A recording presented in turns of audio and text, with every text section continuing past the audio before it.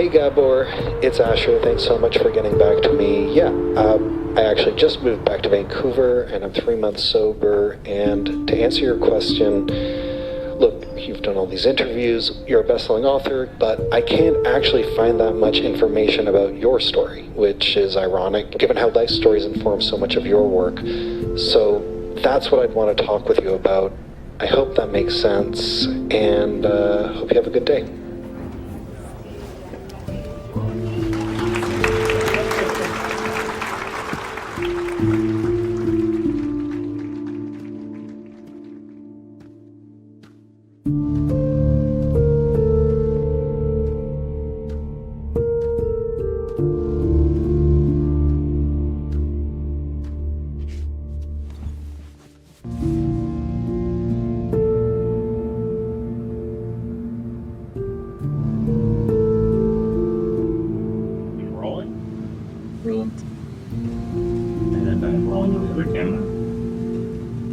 Good job. Yep, great. Okay, whenever you're ready.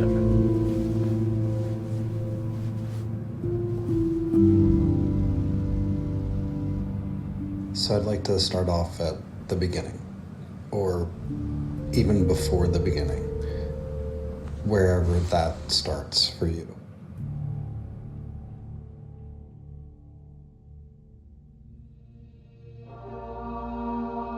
The strongest presence in terms of family history and family myth is my maternal grandfather. He was a physician, a medical officer in the First World War, medical writer, and also a political activist in Zionist circles. And it's interesting, in Hungarian, there's a phrase of endearment where you call a child, my dear little father, my sweet little father. So my mother would call me her sweet little father. It's an image that I both revere and resent. Something unattainable for me to maybe live up to the esteem that my mother had for him. My grandfather was a realist. When they came from him, he knew what was coming, and he took poison. And his colleagues at the hospital who didn't know what was coming revived him. And then he was arrested and taken to the brick factory, from which a day later he was sent to his death.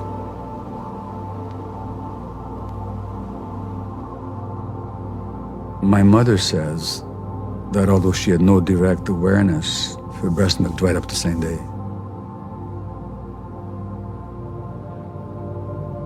She intuitively knew that her parents had died. And all of a sudden there was silence.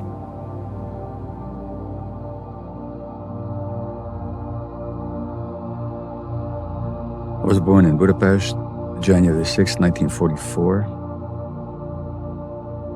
I think my mom had a stressed pregnancy, which I wouldn't be surprised about given the more and more rigorously enforced anti-Semitism. And my dad's absence, or the uncertainty about his fate. By the time they got married, my dad was already in forced labor. The day after the German army marches into Budapest, my mother phones the pediatrician, please come and see Gabor because he's crying all the time. And the doctor says, well, of course I will come, but I need to tell you, all my Jewish babies are crying.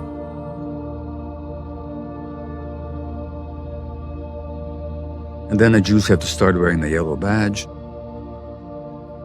There's a photograph of my mother holding me. A neighbor took the photograph. He said to my mom, why don't you take that off? Why do you want to wear this badge of shame? And my mother said, I want my son to see what was going on when he was small. But the situation keeps getting worse and worse.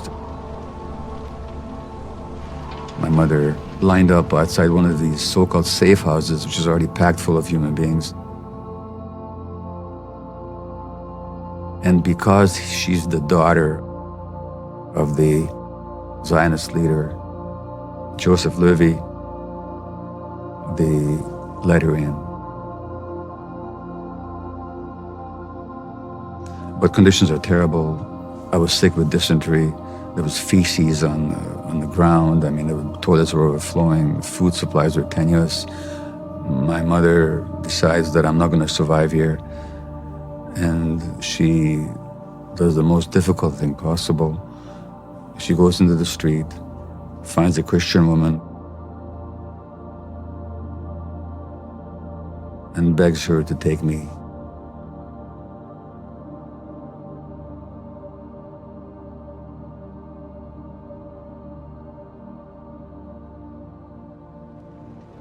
And then we get reunited after the Russians take Budapest and expel the Germans. And I was thinking, I mean, I know 24-year-old women. 25, she's by that time. I know women who are that age. What's it like for a young woman of that age, having lost her parents? Husband doesn't know if he is dead or alive. And now she has to give up her child. I mean, the things that people go through.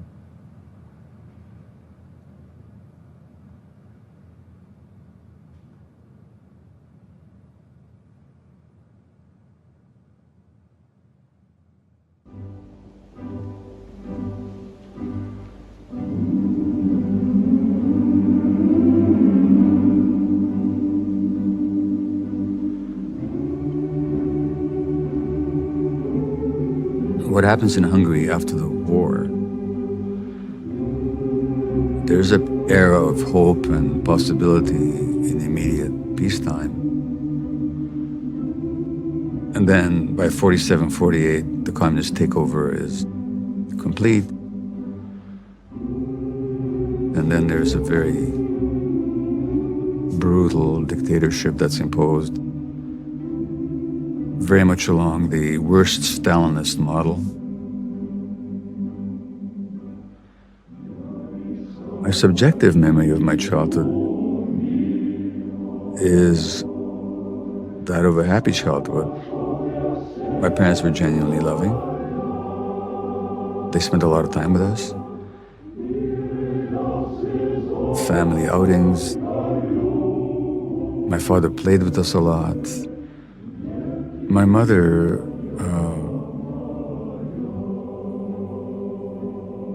was very loving in the sense of really caring for her kids.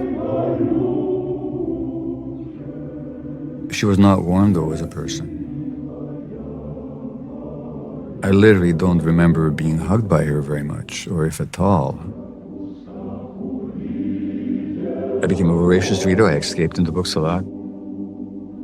The vividness with which I experienced books was probably more than the vividness to which I allowed myself to experience life.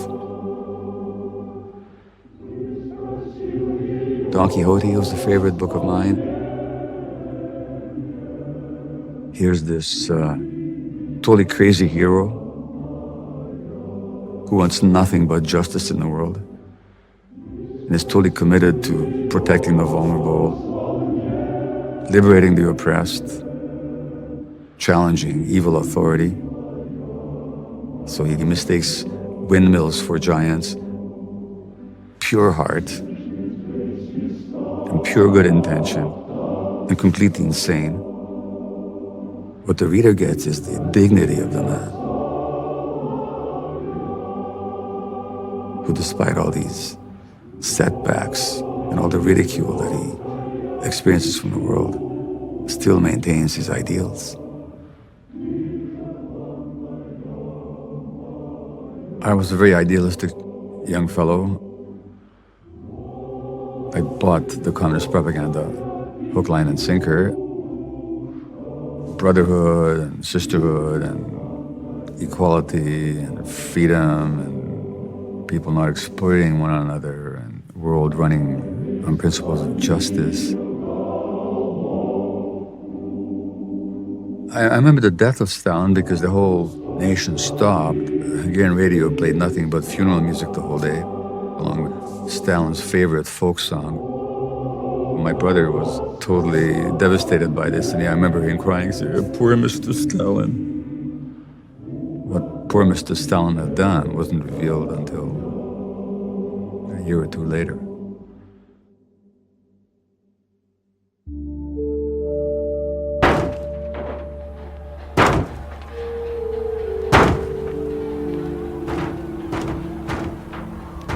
And then in 1956, there was a revolution against the communist dictatorship.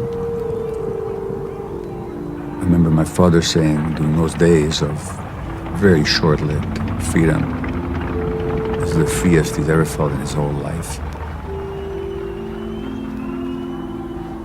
It's like the scale falling from your eyes. All of a sudden you see things more clearly, and I just saw what had gone on here. That was my first big disillusionment. The Russians really were my heroes because they saved my life. And all of a sudden, these people become the enemy. It's like an overnight switch. Yeah, I remember the tanks rolling outside our home, the shootings, the bullet holes in the walls of the building, us sitting in the area shelters to escape any falling shells. My father, coming home from work, was asked by my brother and I, "Do you think we might have to go to school tomorrow?" So my dad said, "Of course you'll go to school tomorrow." Well, of course, we never went to school in Hungary again.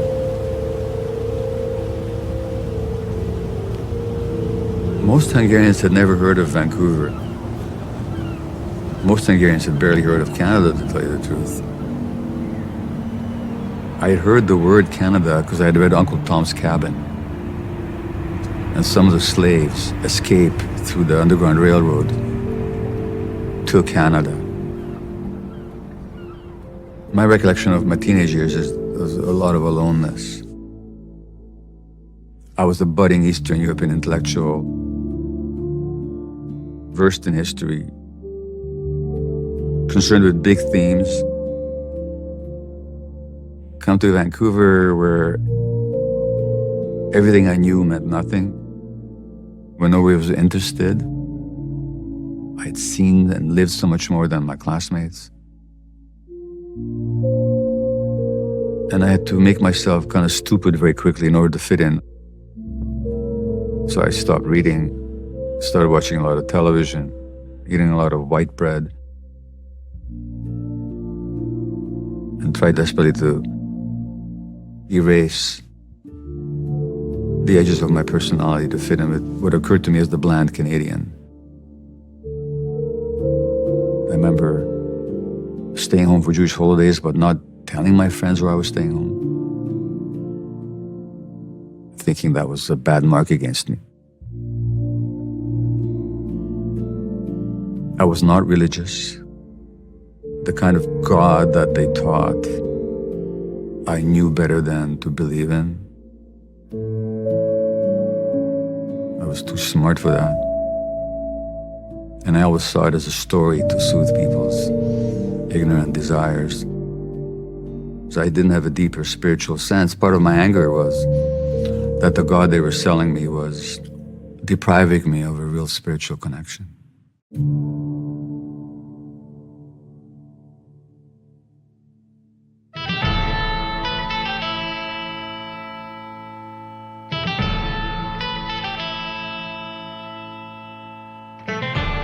And then I read Exodus by Leon Uris. It was this heroic, propagandistic, idealized version of the Zionist story. of the Jews coming from the persecutions, the blood and turmoil, horrors of Europe, and establishing themselves in the new land.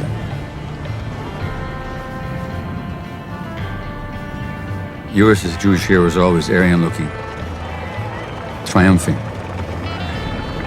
in the face of these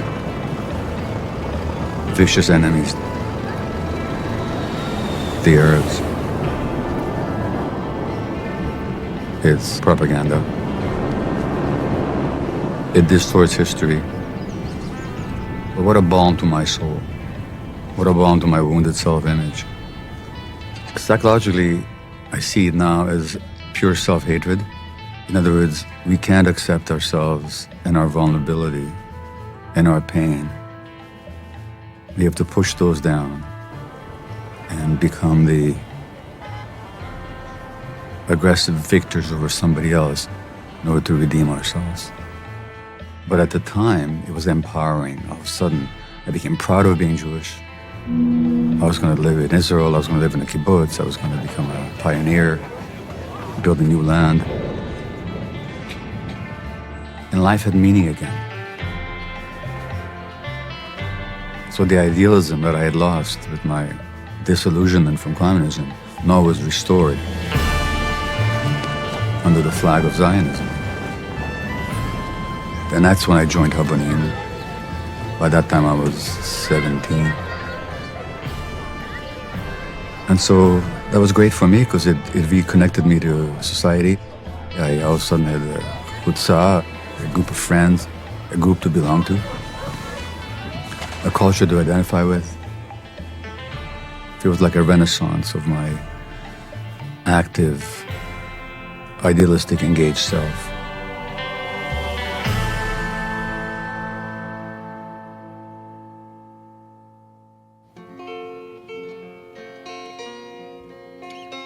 By that time, I had given up the idea of being a doctor. I actually wrote in my diary that being a physician is like a mountaintop that I like to be on, but I don't want to do the hike to get up there.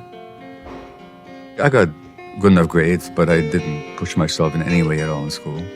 In English and history, I could easily verbiage my way through, but you can't do that with science. Science, you have to really work hard and steadily and consistently.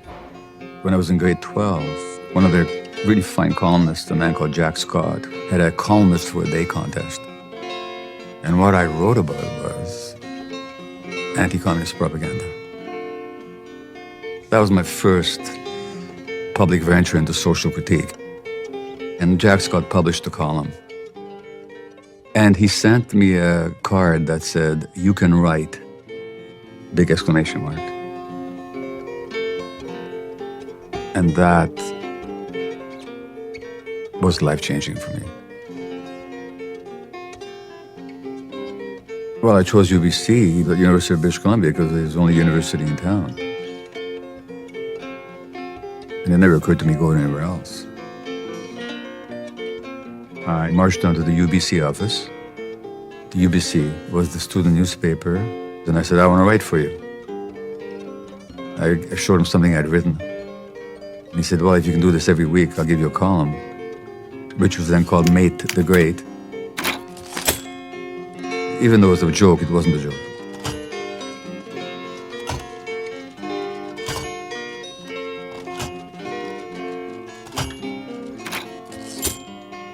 I was an exhibitionist in my writing, and I really wanted attention. Desperate for it.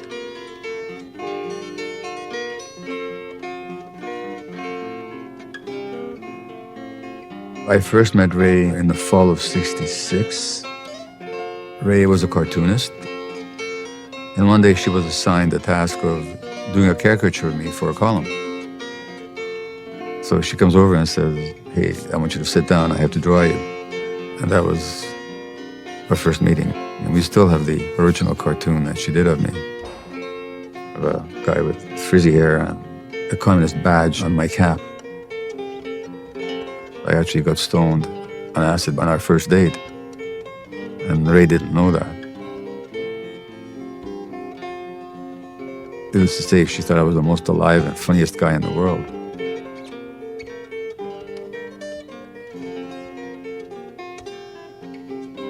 I was attracted to her playfulness and her wit and her lightness and her joy in living, which is completely spontaneous, always there.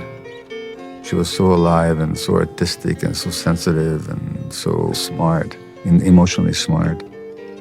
I mean, you should see her with a flower, how alive she becomes. Fairly early on, I knew that this is the woman I meant to be with. Once my ego got tamed and I became more comfortable with myself, it'd be so lovely to be with this woman. But there's something deeper, which was that she didn't buy my story. She didn't buy the story that I told about myself. She didn't buy into my egoic self-image. Right from the beginning, she saw my darkness and she saw my light. And she wanted to support the light and dispel the darkness. Now, she took that on to a greater degree than any person should take on somebody else's darkness.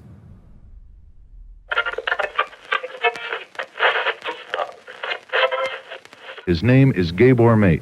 Yeah, good morning, John. You're a student activist, aren't you? Well, I don't know. They describe me all kinds of ways. That's one of them. Well, that's one of the clean ways they describe you. Yeah. That's one of the nicer ways. We have another guest in the studio.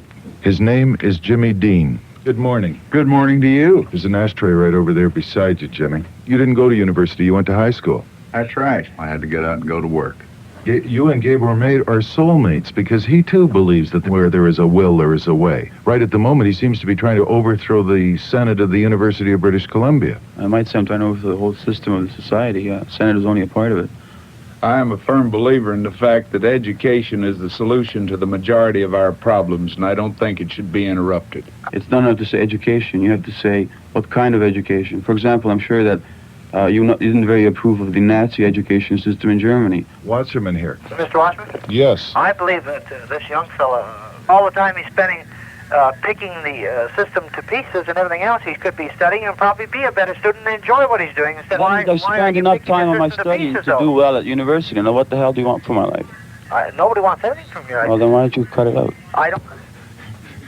I think we have to do something in our country to reattain a portion of the muscle that built it. It's simple as that. Well, that's good. A lot of the portion of the muscle that built it was slave labor. You're talking about an entirely different thing that I'm talking Oh, no, I'm not. I'm talking about your system, baby, just like you're talking about. If I want somebody calling me baby, it ain't gonna be a hairy-legged boy. My name's Jimmy. You should try. You should try it. You might like it. I doubt it. In this great country, people are told that it's democratic and everybody should have an opinion. But if we express an opinion, we're told if we don't like it, why don't we go somewhere else? We're told to think for ourselves. And when we try to do that, we're told that we're arrogant. I don't know how I can fight that, sir, and possibly there's no way. Better solution, you ought to go to church once in a while. I think that might help. I think it's nice for the simple-minded, yeah. Well, I'm simple-minded. Wasserman here, go ahead. Yes, it just makes one wonder, you know, what delusions of grandeur this punk orator has for himself in the future. And then came the second disillusionment. And I've thought about that word disillusionment. It's not a bad thing to be disillusioned, because when you ask somebody, rather be illusioned or disillusioned? Would you rather believe a false reality or would you rather know the truth? Oh, well, I'd rather know the truth. People always have to have somebody to believe in. So I believed in the American system, democracy. And all of a sudden, this great democracy was slaughtering peasants in Vietnam. So I became a student radical.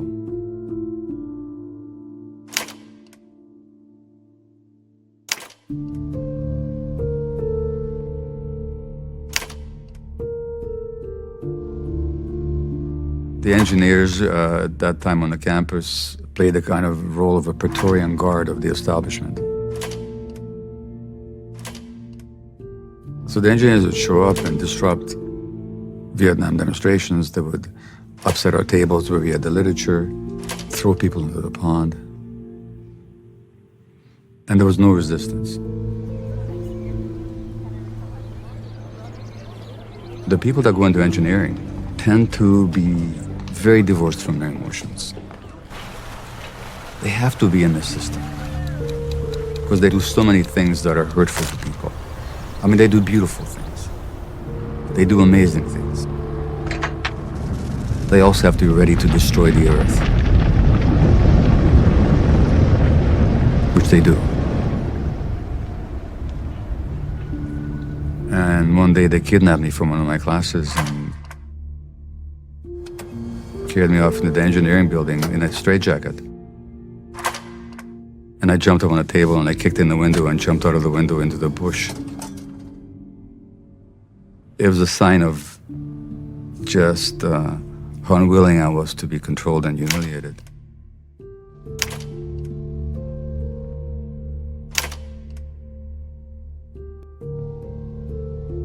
As a personality, I had a tremendous need to be right. Once I'd taken a position, there was no opposing it. I was once given the task of giving a lecture on how to fight Arab propaganda on the campuses. So I made the fairly reasonable decision that in order to fight Arab propaganda, I better find out what Arab propaganda was. So I began to read history, not from a Zionist point of view anymore. And I learned the true narrative is much starker and much more complex than the Zionist history. A land without a people for a people without a land was never the case. Where all of a sudden this Zionist dream began to present itself as being much more of a nightmare. And so I wrote an article making that case. That led to a rupture with my Zionist friends, it led to a rupture with the Jewish community, it led to my being kicked out of my parents' home. For them it was a bitter blow. I mean, as Jews in Europe, they suffered tremendously. And now their son is criticizing the Jewish state. I remember saying to my dad, look, I learned about social justice in our home. And that applies to everybody. My mother could never get over my views on Zionism. Her father had been a prominent Zionist. For my mother to accept what I was saying would have been to betray her dad.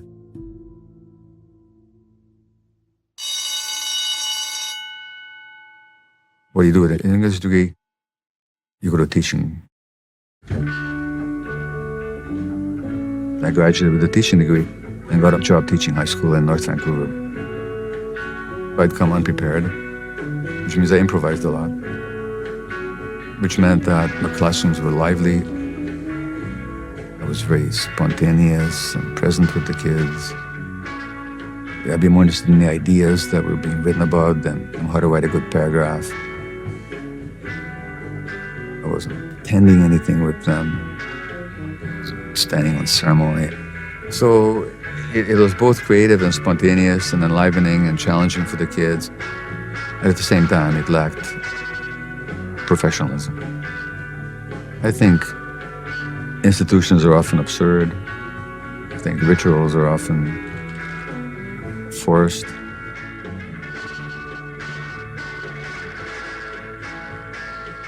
I got married in my first year of teaching. The conscious motivation, actually I thought about pleasing my parents. The unconscious motivation would have been I really want to bind her to me, to ensure that I'll have her. Ray looked beautiful in her bridal dress. It was a lovely ceremony. But at the same time, she would tell you that I avoided her. Emotionally, there wasn't much contact between us. So it was reflected both the love we had and the confusion that we had.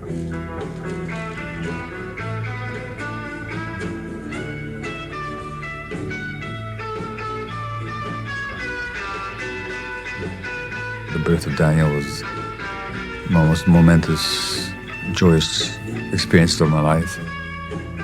This little creature with blue hands and blue feet, and a weak little cry. In fact, We used to joke that Daniel Maté, the world's first perfect human being. I held Daniel a lot. I was with him a lot.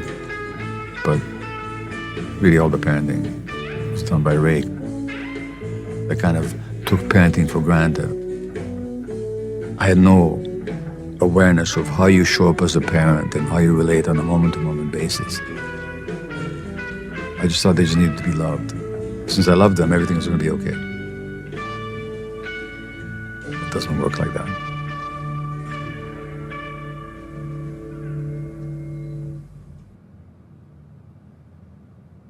Well, when I read the occasional diary that I kept, and I would begin a diary, write a couple of pages and then abandon it for years. So there's a very spotty written record of my internal experience. I write about being miserable, being unhappy, being unfulfilled. I have this potential that somehow is nowhere near being realized. One morning I said, I'm going to be a doctor. When I pondered later on about what was driving me, it was idealism. I wanted to serve humanity. I found this a profession where you could do that. Alleviate suffering. Help the vulnerable. Give.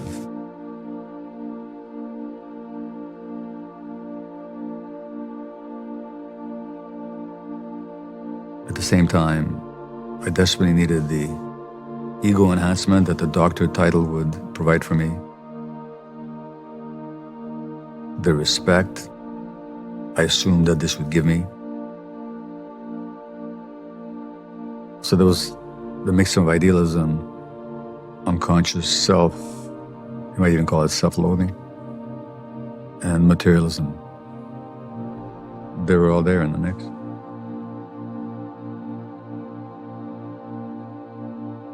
I would have walked through an ocean of shit to get into medical school. I so badly wanted to do it. And not having the science courses, I joined the grade 12 class in the school where I was teaching. And then I had to do a full year of makeup science courses, inorganic chemistry, genetics, physics. I did calculus by night school. And I did study diligently, harder than I ever worked in my life. I got the word I was accepted to medical school and I was overjoyed. Somebody once said, how do you build a cult? Well, you give them a special jargon. You separate them from their families. You give them a uniform. You sleep deprive them. And you assign them to authoritarian leaders. In other words, you send them to medical school. I remember being intimidated by some of my teachers. Some teachers really taught by intimidation. And of course, your career depends on it. And I was literally green and yellow by the time I finished the first year examinations. I had drunk so much coffee. In the first 2 years, the challenge was just getting through the basic medical sciences. I got easier with it and more at ease with it as the years went on, and it became more and more human and less technical, less and less science-based. We learned a lot of stuff that would be of no use to anybody. We didn't learn a lot of stuff that would be of tremendous use to everybody. But that was the nature of medical school, and in very many cases still is. I didn't go to my high school graduation. I didn't go to my university graduation. I overcame my distaste for ceremony, and I actually went to the graduation dinner. There's the official class photographs, and they give you this false front of an academic suit, you know, with the black robes and so on. It's just the front. And I said, I'm not putting on his monkey suit. So there's 80 people in our class. 79 are clad in these black suits with the red tie or whatever. Me, I'm just wearing the suit that my parents bought me.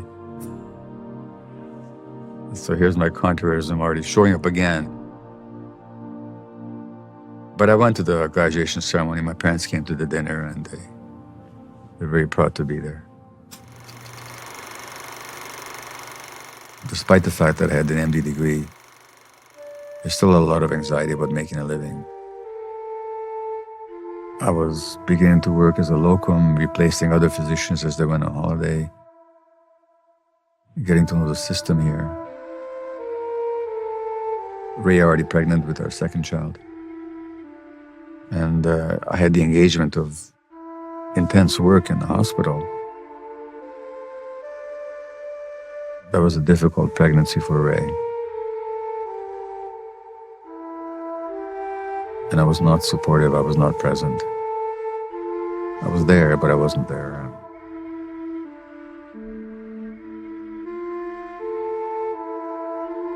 It was a hard time. And the hardness came not from any external circumstance, but from my own unresolved emotional issues that really began to color and affect our family dynamics.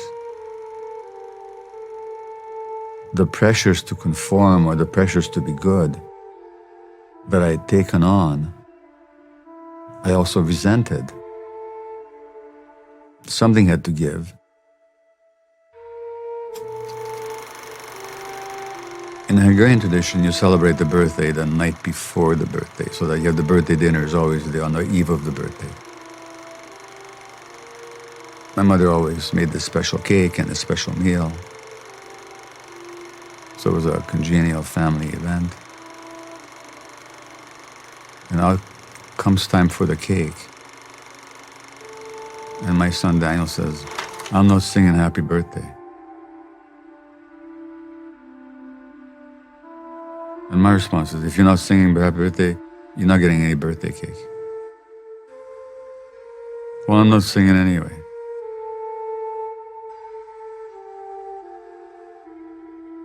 I get into this hassle with the 3-year-old. And it's escalating. And the tone is getting more and more venomous. And everybody's begging me to desist, leave him alone. But no, I am more and more entrenched in my insistence. I cut him a piece of cake and I said, "Well, take it home, and when you sing, I'll give you the cake." He's sitting in the back of the car. He's 3 years old. Saying, "I'm not singing anyway." And I reach back and I slap him like this.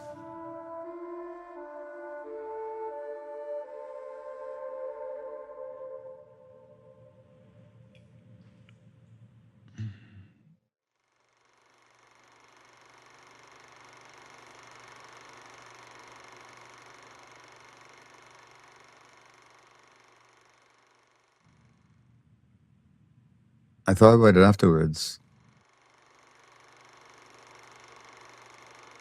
Any father who's present with his love for his child just would have said, "Sweetheart, enjoy the cake.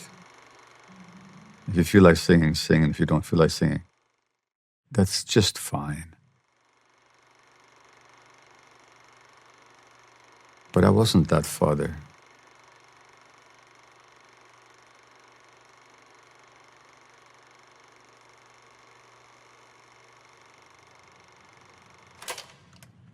Was any of this learned? Is what learned? The demand for respect. No, the demand for respect is the demand for respect is not learned. It's a function of the lack of self-respect a person has. If I had fully respected myself, a 3-year-old saying, "I don't want to sing," just would have been a sweet little foible that I would have smiled at, and I would have said, "Okay, sweetheart, don't sing." But to the extent I don't respect myself, I have to demand that respect from somebody else.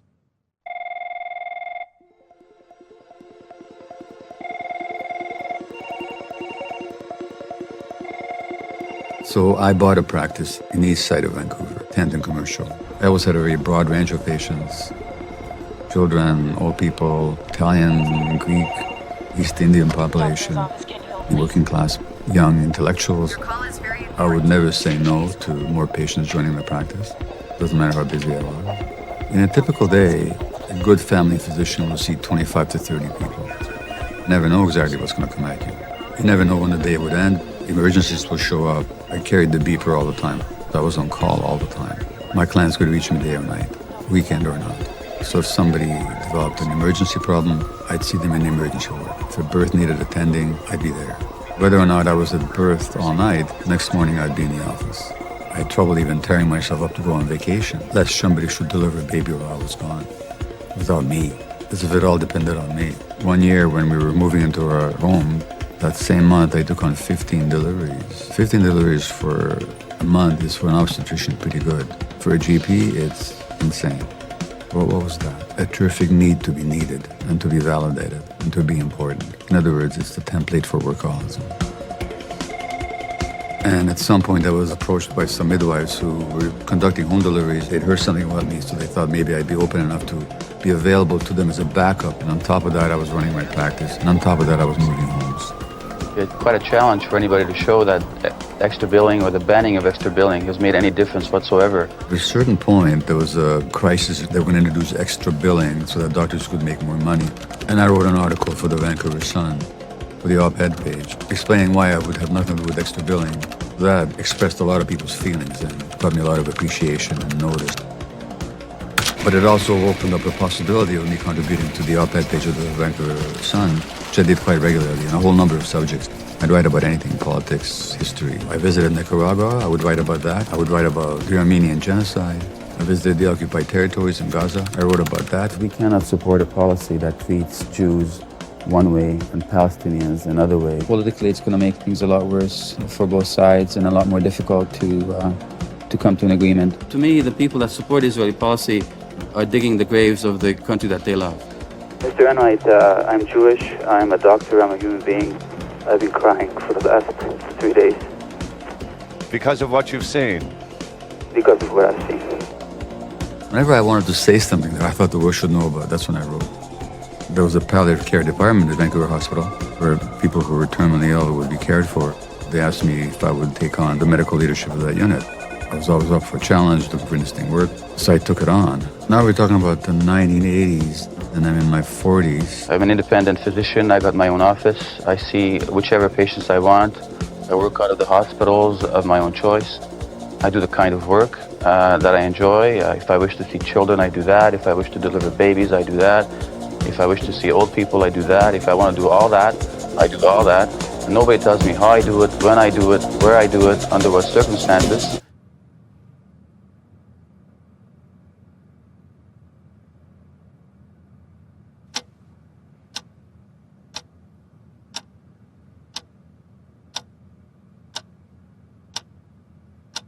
Ray is the one between the two of us who first began to attend therapy.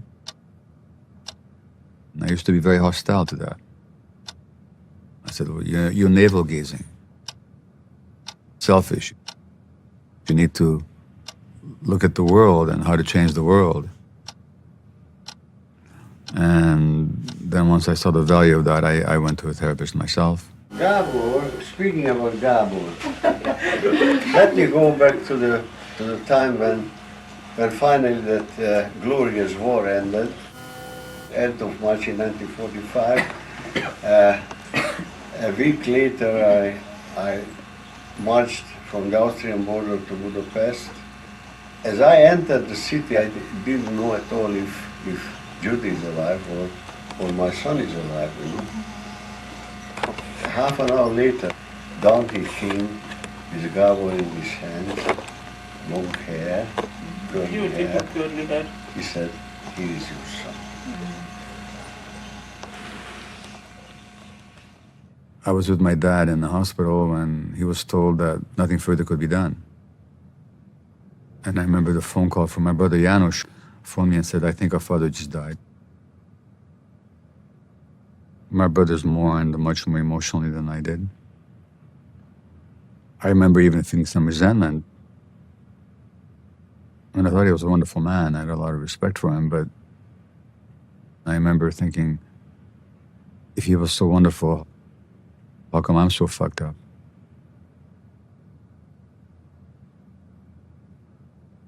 No, he was an extraordinarily conscious family man. He worked very hard to support the family under very difficult conditions. Can you imagine 2 adolescent kids being age 49 and now you have to make a new life in a new country? You know how I mourned my dad? There was a Hebrew song he used to sing. Beautiful Hebrew song. Kineret Shali. I lay in my room and listened to that song and I just cried. That's why I mourned him.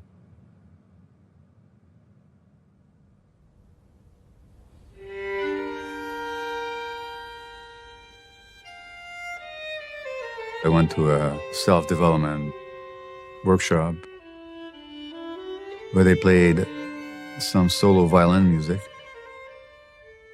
which turned out to be Bach's unaccompanied violin sonatas and partitas. And I was absolutely mesmerized by it.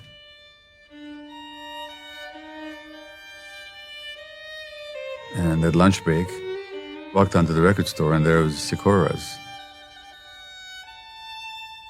which is the most amazing record store, I say, in the whole world.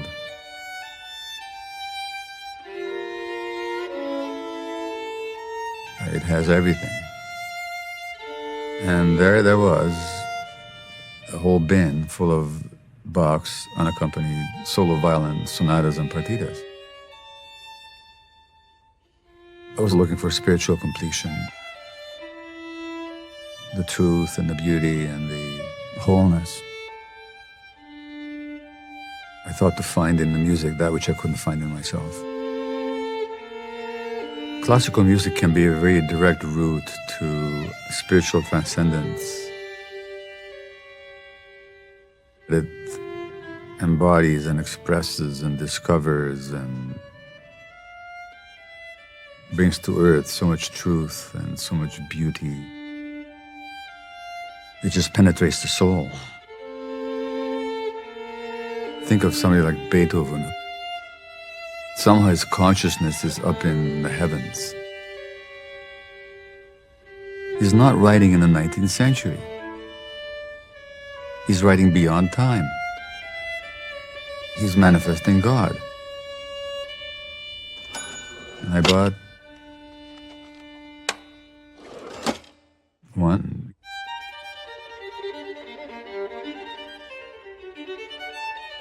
And very soon I got obsessive about buying classical music. And I started looking up reviews, which is the best one, and comparing them. And it developed very rapidly into an addiction. Well, classical music is a bottomless pit because there's always more. At a certain point, music was like an umbilical cord that I couldn't separate myself from. So whether I was writing or reading or eating, it always had to be on. As it developed from a sheer love of music into an addiction to shopping for music, the satisfaction came from the acquisition and the thrill of the new discovery. The compulsive part is that I have to own it. And I have to own it all. And I have to have it right now. And I have to get it at any cost. Even have to leave my family at dinner or a woman in labor in the hospital. My wife, Ray, would challenge me, would ask me, have you been shopping again? And I'd lie about it mercilessly. I would hide the discs on the porch and smuggle them in the house and hide extra ones in the attic.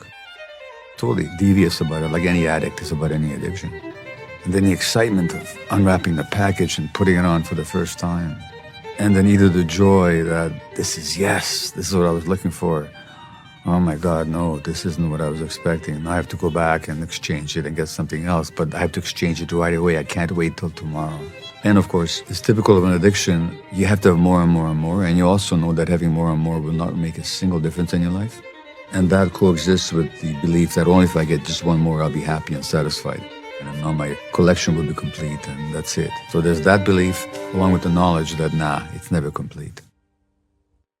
More completion just leads to more emptiness.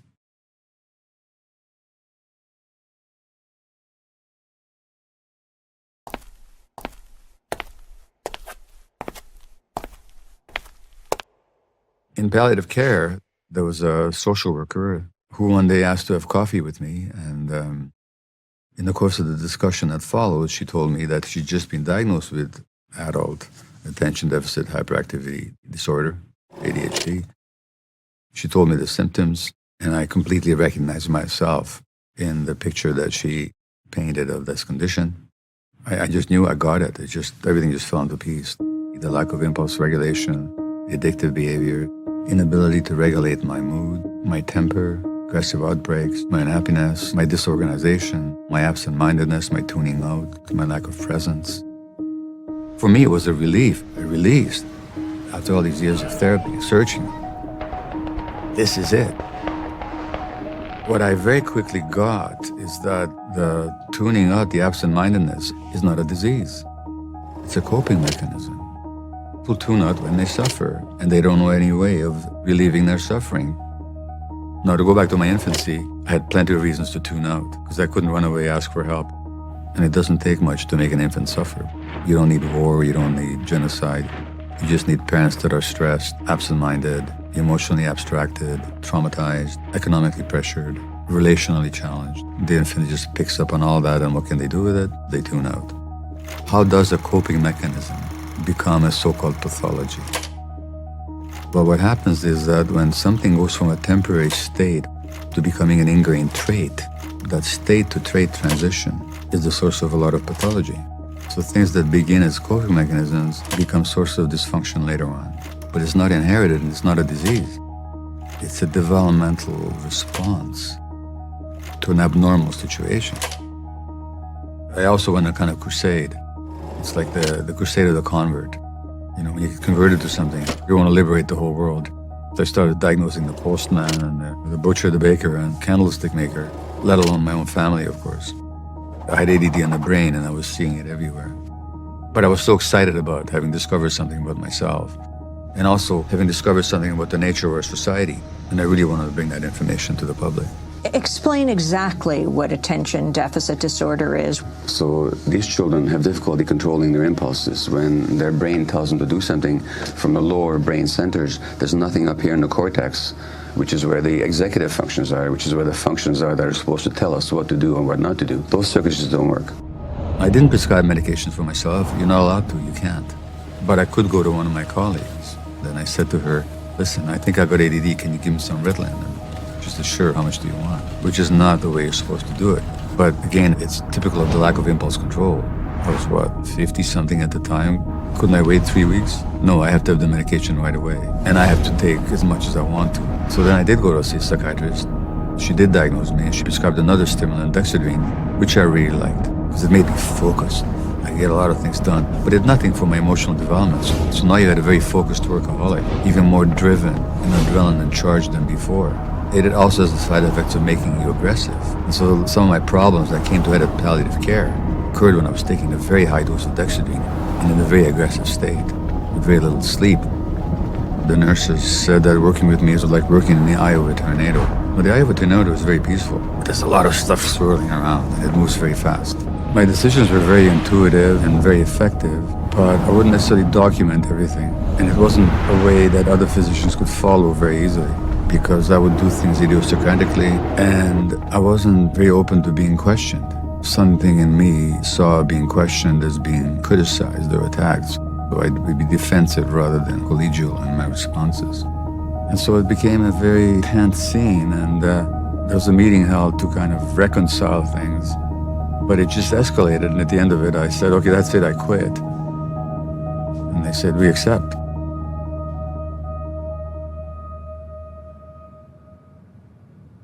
I had engineered my own firing. Nobody began by wanting to fire me. They just wanted to work out a problem. As time went on, I realized that loop in my brain that I've been hard done by and victimized, and it's not fair. There's nothing new about it. The lyrics were new, but the tune was the same. I thought for a while that I would fight it, that I would gather all the evidence, that I'd made the right decisions, that all the physicians that appreciated my work. But it was also the time that I got the contract to write my first book, and finally I said to Ray one night, look, I could keep fighting this. I could put my energy here, I could write a book, which what I really want to do. So I want to write a book.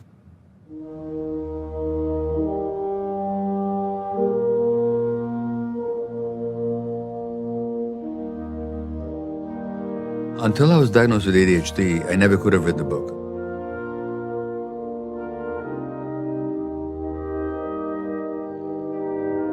But I didn't have the overall vision or the organization or really the wherewithal to put it all together.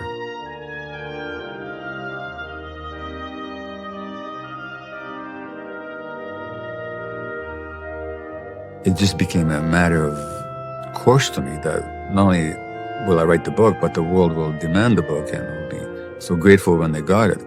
Publishers would be crazy not to beat a path to my door. I was talking about the truth that I was glimpsing. I mean, once I get something, I'm confident about it. I wrote when I had something to teach the world. And what I had to teach the world wasn't about this narrowly defined medical condition, but it was about how children develop, how the brain develops, and how social conditions and multi-generational family histories affect human beings. That's what I was writing about. Possibility. Because if something is genetically determined, there's not a whole lot you can do about it except manage it. But if it's a matter of human development, then we can change the conditions in a beneficial way under which children are raised or an adult lives. And that can actually change the brain and the mind.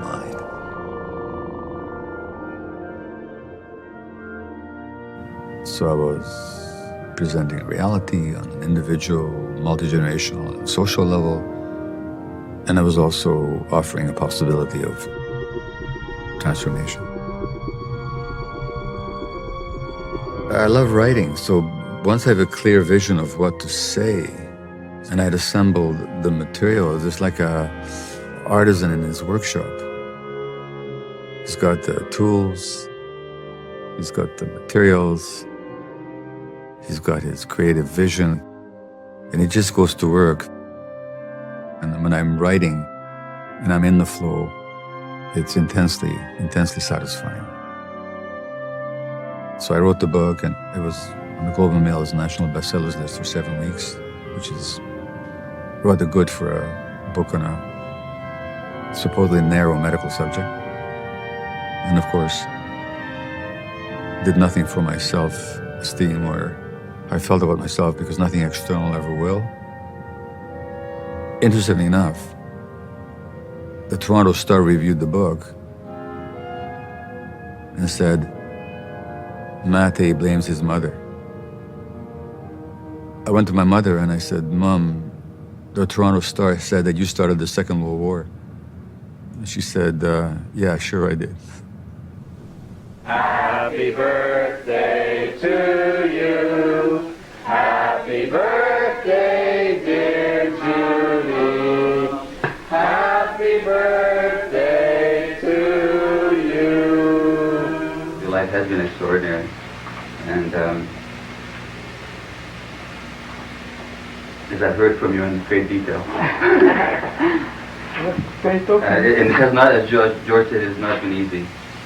What has been steady and consistent throughout has been your strength and your courage and your deep love for your family and the support that you've given us all. And considering all the things that this family's been through, all I can say is that if it wasn't for you and your deep love, we would be a lot more crazy than we already are. And in terms of what you have achieved, again, there's no need for words, because all you have to do is look around you. These wonderful friends and children and grandchildren who couldn't possibly love you any more than they already do.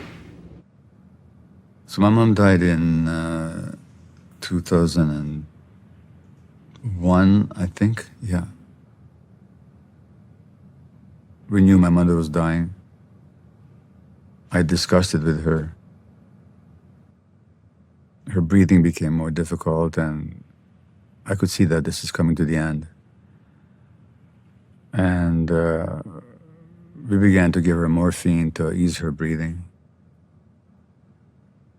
And then she rallied, she became alert.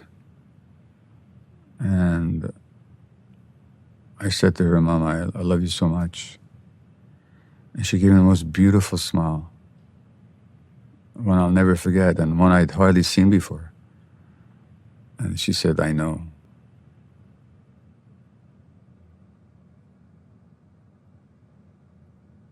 It's not a question of how much a mother loves the child,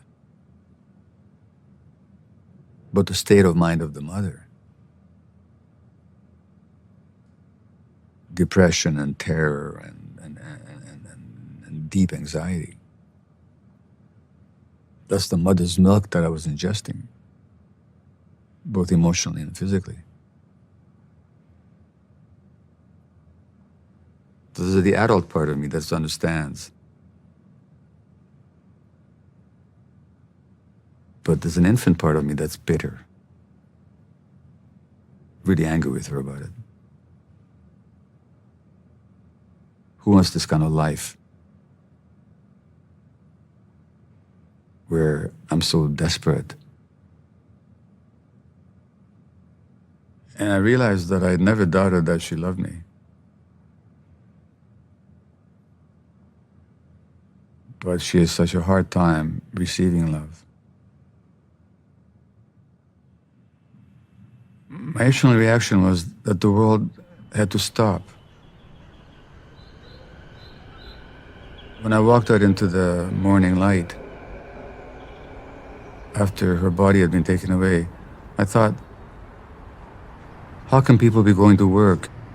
And how come the buses are running? Children be walking to school. Don't they realize what had just happened? Don't they get that the whole world has just changed? That this person is gone? I just sensed that it'll never be the same again.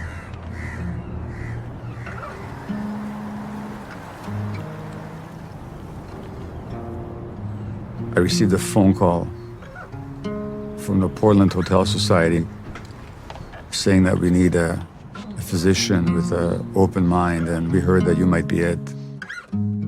We're working exclusively with a population of people with addictions or multiple addictions, and severe mental illness, hepatitis C, HIV, all kinds of infectious diseases, wounds, chronic sores,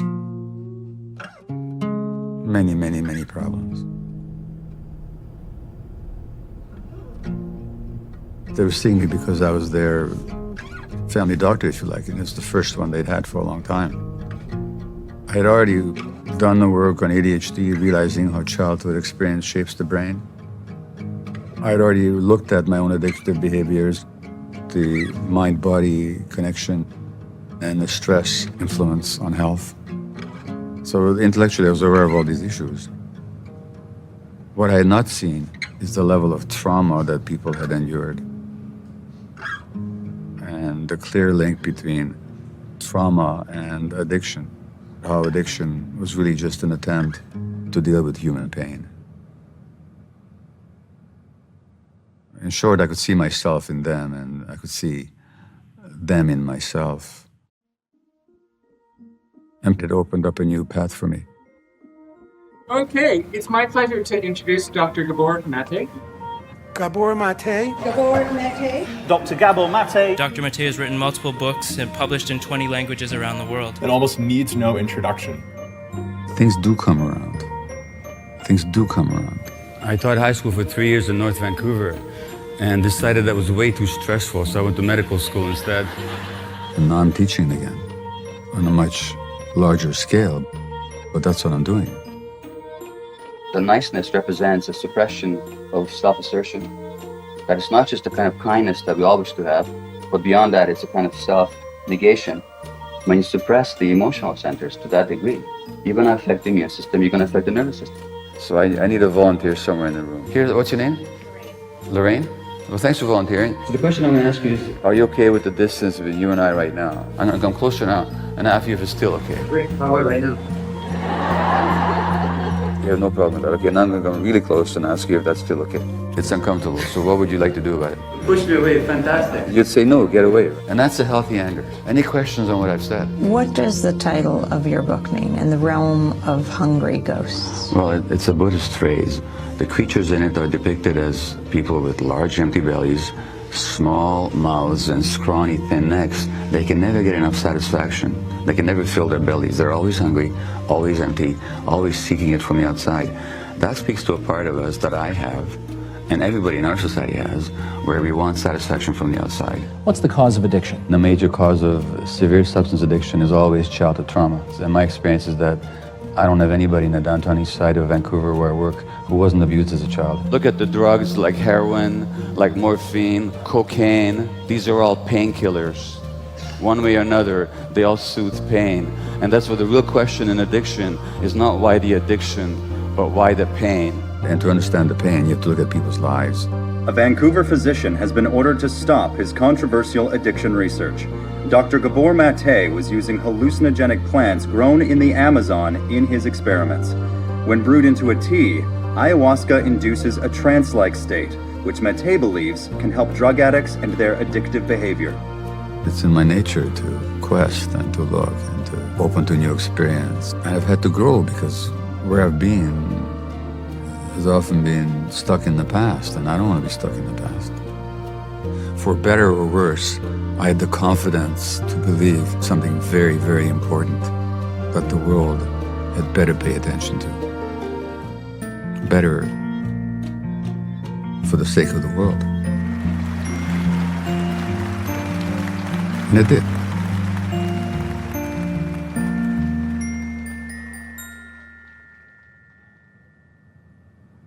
I'm not going to talk about that.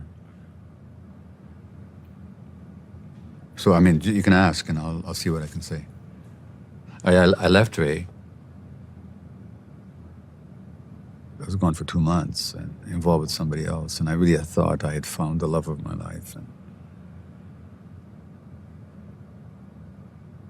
of course, I didn't find that at all. I had left the love of my life because I didn't know how to deal with the difficulties in a relationship.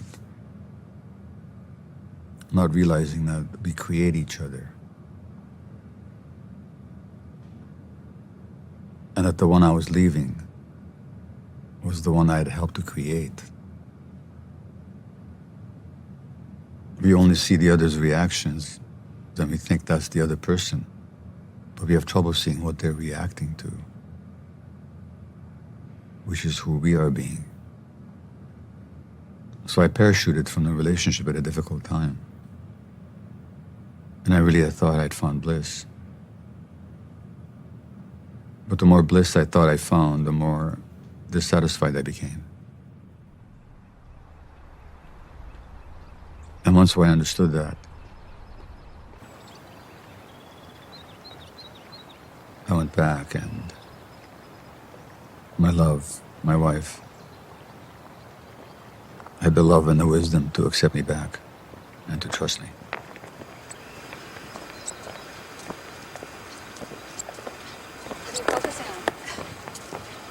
A beautiful face. A beautiful face. Hi. And there's been nothing like that since, but of course we continue to go through our cyclic struggles as the past reasserts itself. But we know that there's always a way back and that it's not reality.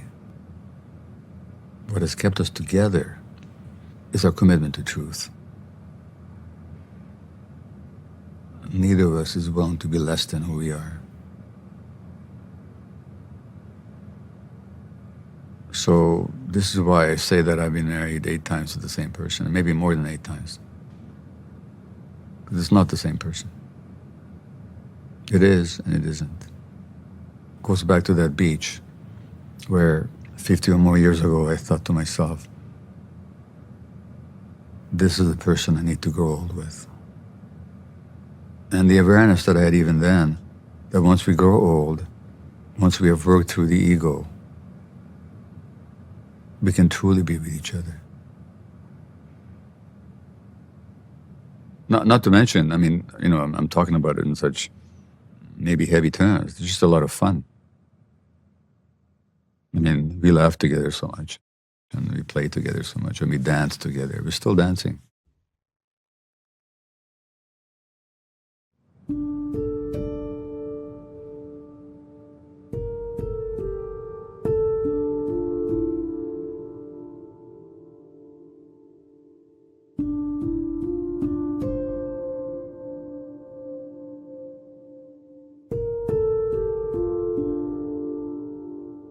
It's difficult for a non-enlightened person to speak about what enlightenment might look like. See, part of the problem was that I never believed in my own healing. I can help so many people. And I believe in everybody's healing, but my own. If anybody said that to me about themselves, of course I would lovingly show them the self-limitation and absurdity of that belief. If I get in touch with what's underneath it all, it's just fear. If I'm not this, then who am I? If I let go of all this, what will happen? What void opens up? Fear of the annihilation of that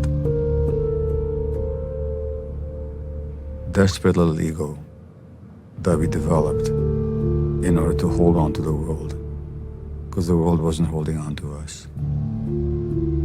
But I can imagine a person who is not distracted, his mind doesn't wander a lot, who's not concerned about what other people think of him, who's not concerned whether his wife feels love or doesn't feel love at this particular moment,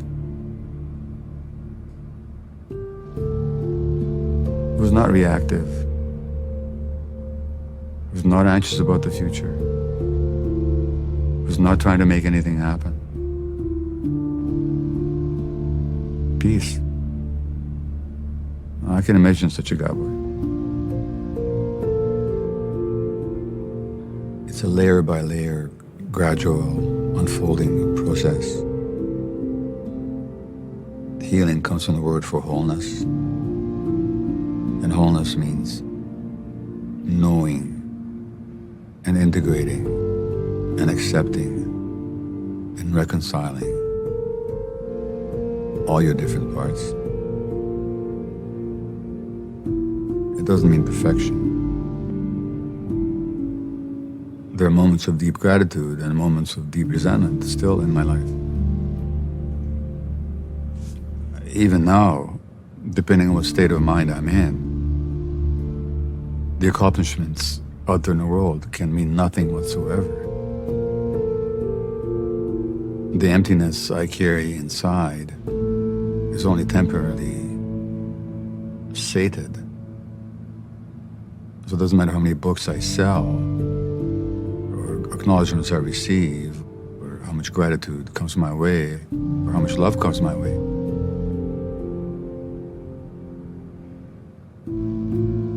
How I experience it depends very much on my internal state. And there are many moments when it's all utterly meaningless. And there are other moments when I just want more and more and more because it's never enough. And there are other moments, increasingly so, blessedly so, where I just realize that that's all great. And it had nothing to do with who I am and what really matters. But when you go through the difficulties, the traumas of infancy and the travails of childhood and the tribulations of adulthood and relationship and career. Sometimes you think, why do I have to go through all this? Why do I have to go through all this really means I resent having to go through all this. It's not a question, it's a statement. Or it can be a question. Why do I have to go through all this?